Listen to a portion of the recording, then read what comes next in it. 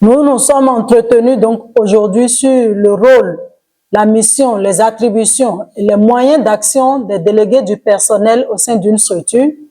Nous avons parcouru les conditions pour être éligible, les conditions pour être électeur aux élections des délégués du personnel.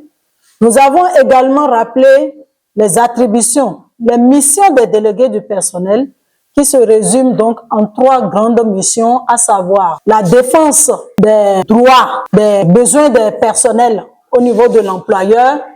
Nous avons également vu la mission de participation des délégués du personnel, participation à la vie de l'entreprise, et nous avons également vu la mission de conseil et de contrôle qu'exercent les délégués du personnel au sein d'une structure.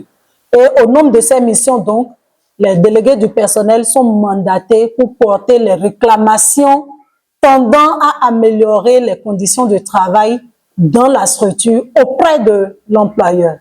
C'est également à ce titre donc que les délégués du personnel sont appelés à rencontrer l'employeur au moins une fois par mois pour échanger sur les conditions générales de travail, sur la vie de l'entreprise, sur l'évolution de la législation du travail au Bénin, et ils vont travailler de concert avec l'administration du travail.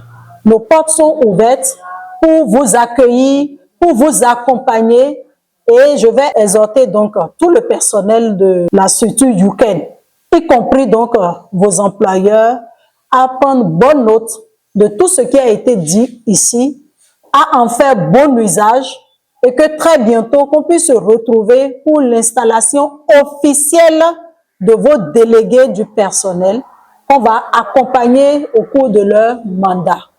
Nous avons également abordé un point essentiel en ce qui concerne la sécurité et la santé au travail.